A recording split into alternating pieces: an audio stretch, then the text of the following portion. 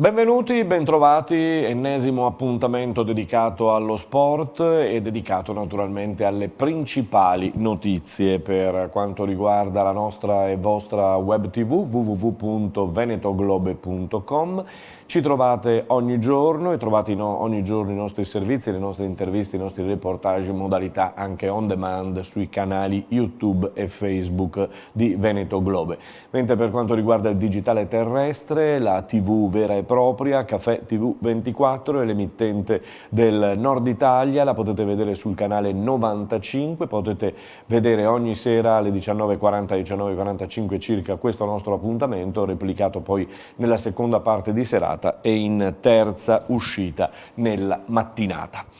Il tennis a Melbourne, sapete tutti quello che è successo in Australia, no? Questi incendi che stanno devastando la terra australiana. Il tennis a Melbourne è in ginocchio, vede slittare le qualificazioni, poi per fortuna è arrivata la pioggia. Intanto ad Auckland nell'ATP 250 vanno fuori Fognini e Company, cioè Fognini e tutti gli italiani, tutti agli ottavi di finale. Coppe per il basket con Milano a Tel Aviv questa sera contro il Maccabi. In Eurocup invece la Virtus Bologna ha battuto 83-72 il Darussafaca. Sassari ha dominato il Torun per 91-71. In A1 la TVB è in crisi, lo abbiamo sottolineato più volte, ci si sta rivolgendo anche, si sta guardando anche il mercato. Dopo la trasferta di Milano, la formazione di Max Menetti è scivolata al quartultimo posto in classifica. Sabato si ritorna al Palaverde alle 20:30 contro Cremona. Pallanuoto in evidenza in queste settimane, in questi giorni con gli europei a Budapest. Il Settebello, cioè gli uomini, stendono la Grecia per 10-6. Il Settebello oggi giocherà contro la Francia. Invece il Sette Rosa, eccole qui, sono andate in acqua ieri con l'Olanda, purtroppo sconfitte 10-4. Cambiamo sport nel biathlon, terzo posto come già detto per Dorotea Virer in Coppa a Ruopolding. Oggi sprint dedicata agli uomini, venerdì e sabato le staffette donne e uomini, domenica le due gare ad inseguimento. Oggi Superlega maschile per quanto riguarda la pallavolo con l'anticipo tra l'altro di ieri sera tra Ravenna e Sora chiuso sul 3-2 al tie break per Ravenna. Le partite di oggi Verona-Perugia, Vibo-Padova che è stata invece rinviata. Limoco, perché parliamo di pallavolo femminile, Limoco è ritornata in campo ieri sera in quel di Monza, ha vinto nettamente ancora una volta per 3-0. Andiamo a sentire Daniele Santarelli al termine della gara. In generale una bella prestazione, siamo stati forse molto fallosi al servizio, senza forse, molto fallosi al servizio. Questo ci ha complicato un po' la partita di oggi, però nel complesso è stata una partita bella, difficile, contro Monza che è un avversario sappiamo tosto. Venire qua e vincere 3-0 non è semplice. Noi avevamo anche delle incognite, no? Abbiamo cambiato delle giocatrici, dopo tanto tempo che non giocavamo tutte insieme si siamo ritrovati oggi in campo per la prima volta, c'erano degli automatismi da trovare. Giulia, secondo me Gennario ha fatto un'ottima partita, le ragazze l'hanno aiutato tantissimo, credo che sia stato in generale un ottimo match. Devo essere soddisfatto oggi perché ci sono delle giocatrici che sono tornate in campo dopo lunghissimo tempo, solo se pensiamo a Miriam e Raffa capiamo quanto questa squadra ha avuto bisogno di loro e quanto questa squadra può crescere ancora. Ora fortunatamente sono tornate tutte a casa, noi torneremo ad allenarci venerdì al completo e quindi domenica avremo il roster al completo finalmente.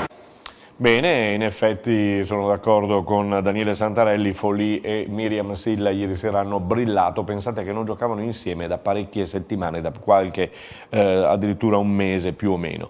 Domenica al Palaverde, come diceva Daniele Santarelli, sarà la volta di Filottrano, poi Limoco sarà in casa ancora mercoledì sera 22 gennaio per la Coppa contro le rumene dell'Alba Blasi. Intanto ufficializzata la finale scudetto che come saprete, come abbiamo già già detto, si giocherà il 9 maggio, la scelta della città è un po' insolita, però è Trieste, a questo punto ci agevola. Molte sono state le polemiche già dei tifosi dell'Igor Gorgonzola Novara che hanno detto sui social, i tifosi dell'Imoco si lamentano sempre, questa volta saranno contenti perché hanno la trasferta vicina. Nella A3 di pallavolo maschile Motta di Livenza andrà in campo e giocherà, così pure farà lo Spes Team Conegliano, ne parleremo domani per quanto riguarda gli prossimi appuntamenti. Invece concentriamoci sui Leoni del Benetton che hanno perduto sabato contro Northampton per 33-20, sconfitta ancora maturata nei minuti finali del match. Ora testa ancora alla Coppa con l'incontro, si dice impossibile, contro la corazzata Leinster. Qui vedete Sgarbi in fase di allenamento e poi Ruzza che passa con le stampelle, in effetti tegola sul Benetton perché si fermano sia Ruzza e sia Duvenage per più di un mese sicuramente. Parliamo di calcio, adesso parliamo di Serie A, parliamo di mercato, un mercato che gira tutto intorno all'Inter. L'Inter sta veramente muovendo un po' tutto. Eriksen era il giocatore che Conte voleva ed è arrivato, ha detto di sì all'Inter. Poi si parla di Tonali che va in bianconero, quindi anche la Juventus si rinforza con questo giocatore, mentre Bonifazi e Iago Falche vanno alla SPAL, rinforzano la SPAL.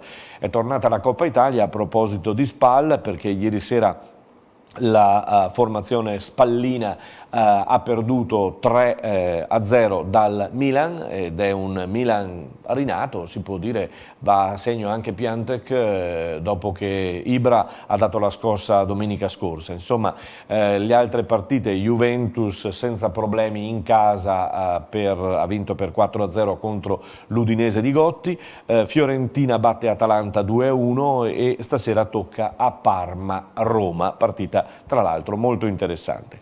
In Serie B le Venete e le Friulane riprenderanno il campionato proprio il 17 alle ore 21 con Frosinone-Pordenone domani sera, quindi a Frosinone ridiscende in campo la formazione di Tesser, seconda in solitaria in questo campionato. Sabato poi toccherà il Venezia fuori casa a Cremona con la Cremonese che riporta in panca Rastelli e che ha sostituito Baroni.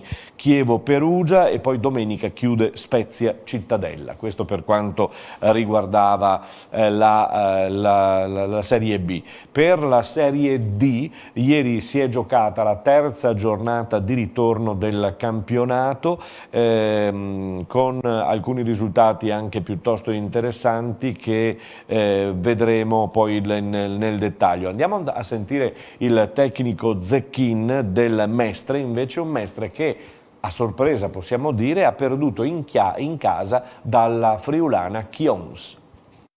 Analisi che non siamo capaci di dare continuazione alle prestazioni. Abbiamo fatto un'ottima partita sabato ad Adria e oggi non che abbiamo fatto disastri, però non siamo riusciti a dare continuità di prestazione e di mentalità, è quello che dispiace. Siamo stati sfortunati sul primo gol, poi il secondo eravamo un po' sbilanciati. Potevamo farne anche due il primo tempo con Guido, abbiamo fatto il gol, sì, abbiamo creato, non tantissimo come le altre volte, però dispiace perché siamo sempre punto a capo, si fa una partita fatta bene e un'altra così, e così non si va lontano.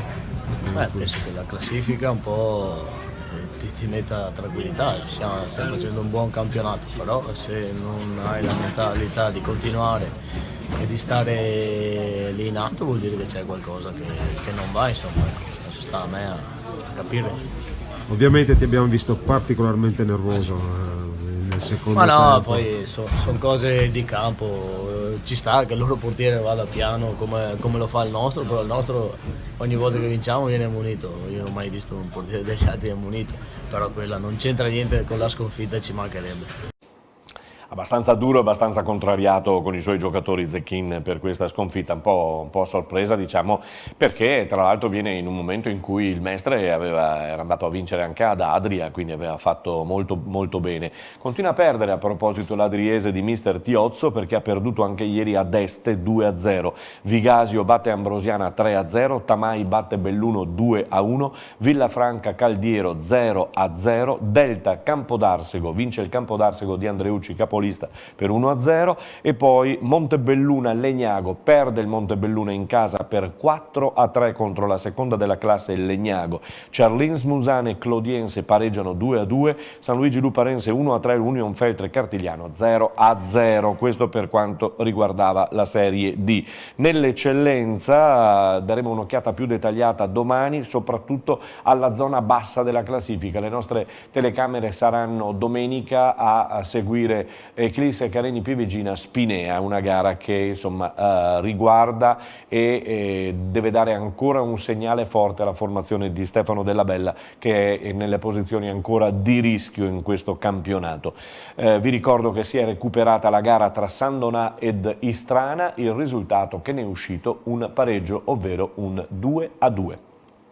Per chiudere il basket femminile con il Ponzano in trasferta a Bolzano, ha perso di un punto 58-57, adesso torna in casa al Palacicogna contro Vicenza. In Serie B invece maschile sulle ali dell'entusiasmo la Ruker Samve, dopo la vittoria a Vigevano contro il Vigevano attende in casa il Falcon Star. È tutto, ci risentiamo domani per altri aggiornamenti ed altre notizie. Buona giornata.